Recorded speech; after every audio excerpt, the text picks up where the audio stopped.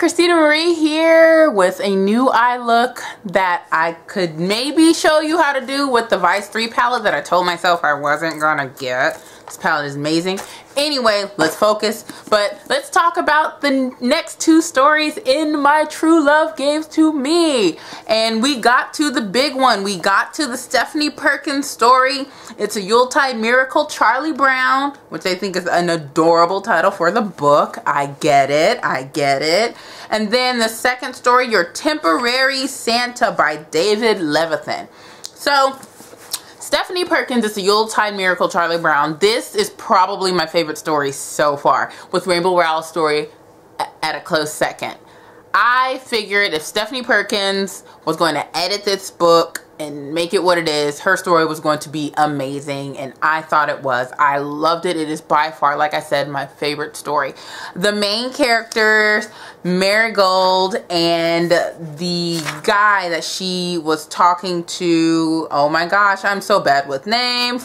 I'm going to find his name. His last name is Drummond. I remember that much. Oh my god, what's your name?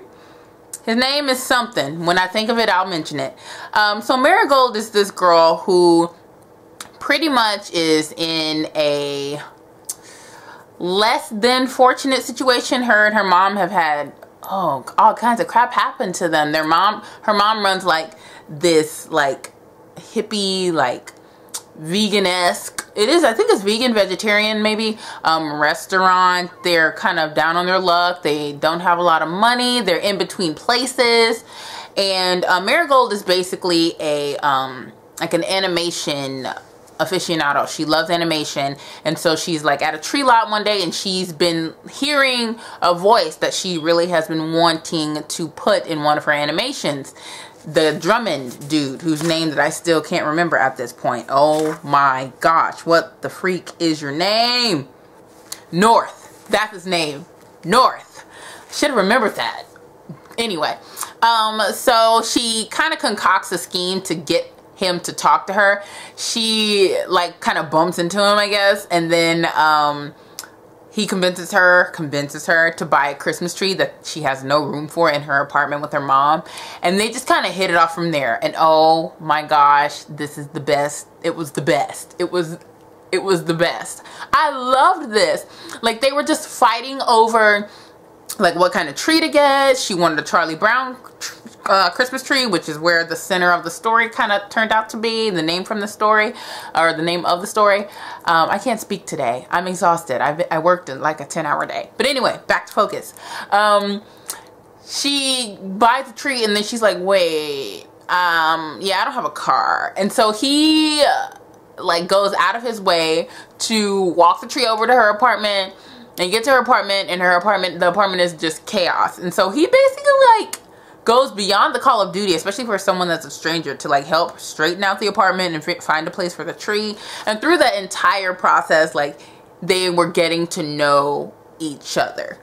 And I just thought it was so cute. We learn about each of them, how North is pretty much stuck with the family business of the trees and the farming and all of that because his sister left. Well, his older brother didn't want to inherit the land, so his brother was like, deuces. His sister wanted it, but I guess the tradition is that a man would run it, and so his parents didn't want her to do it, so her feelings were hurt, and parents got into a huge argument with her, and she up and left, leaving North to be the one that carried on the family business, so he's kind of stuck. Marigold wants to get out of this crazy town. She wants to start her life as an animation student. She wants to go into the animation world and do her own thing. And then the thing that really made me really just fall in love with the story was her heartfelt, heartbreaking instance of what happened with her dad. Her dad basically started two families, and her and Marigold and her mom were the second family. I can't even fathom what that feels like, to know that your father has two families and you're the one that came after. You're part of it. What is the word? Unfaithful relationship. Infidelis relationship? That's not a word. Maybe it is. Whatever. She's part of a process of infidelity. There we go. We're going to go with that. And to know that the family, the original family, you know, of course wants to have nothing to do with you, even though now the children are related, they're half siblings. And the dad is going back to the original family to make up for what he did. Basically, Marigold and her mother ended up losing their house and just having to start from scratch. And oh my gosh, that just tore at my soul. That was so sad. I mean, I felt bad for North in his situation, but Marigold's story just really just, I couldn't even fathom. I could not even fathom. But throughout the story, they just were like just flirting with each other and just having a really good time and just bonding in relationship. And it just seemed so natural to me, regardless of it being like a quicker story because it's a short one.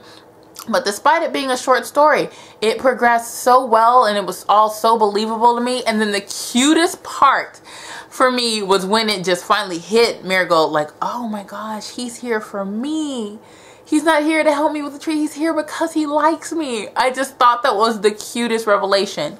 The part where she finally reveals to him why she even talked to him was that she wanted to use him for her project. And he was actually interested in getting into radio work and whatnot because apparently he's been told that he has a voice for radio. Hence her segue to tell him why she really wanted to talk to him.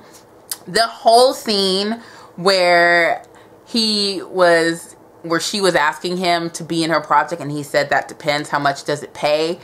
And she said she can pay him in food because obviously her mom works at a restaurant, or owns a restaurant, I think. And he says, you know what's the strangest thing about tonight? Tonight being an astoundingly strange night. And she says, what's that? He said that you still don't realize I'm willing to do anything to stay in your company. You don't need to pay me.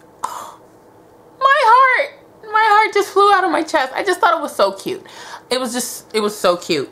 And, you know, their little intimate moments at the end, they weren't overdone. It was just all the feels. I just had a blast reading this one. I loved it. I loved it a lot. There's nothing else for me to say. Then moving on to the second story, Your Temporary Santa by David Levithan. This is actually the first story I've ever read by David Levithan. I own a couple of his books that I haven't gotten to yet. I will say, David Levithan has some very humorous points in his writing. There were a few quirky moments in this writing. I said, I like this. And that's probably the only aspect that I love the most about the story. Our main character, whatever his name is. Again, with names, you guys, I'm sorry. This story was okay. I do appreciate the diversity aspect, you know, of the gay couple between the main character and Connor.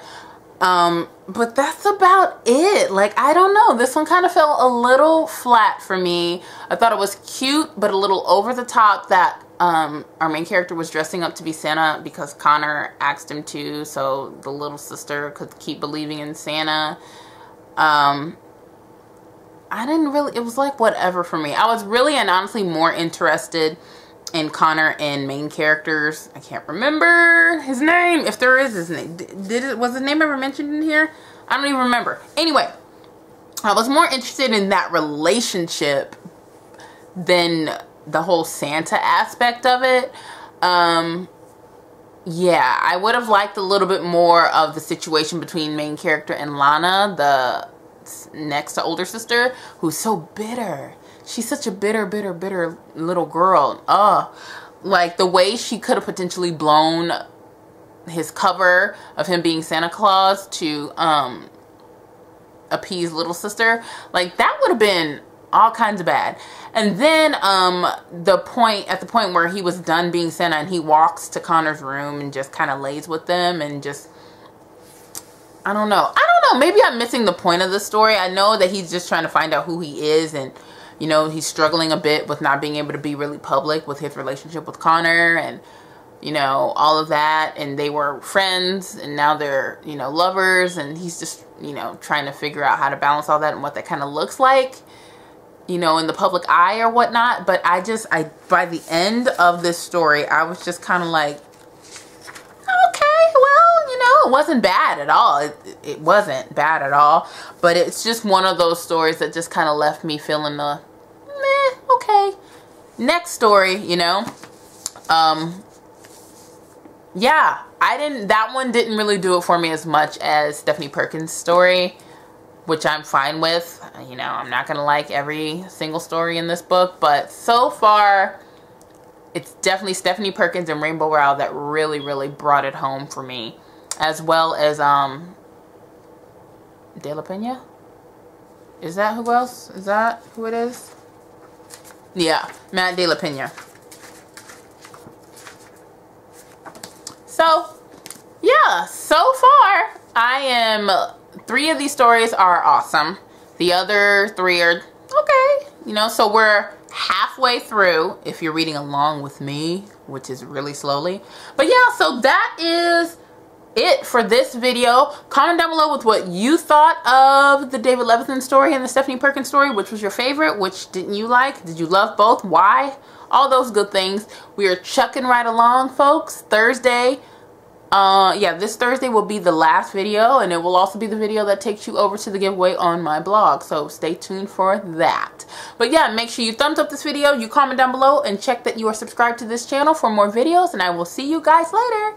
Bye. My hair is a mess. Let's pat it down. I used this volume spray, and now it won't, like, sit the heck down. But anyway, oh, look at this. What is, Alright, I'm out. Bye.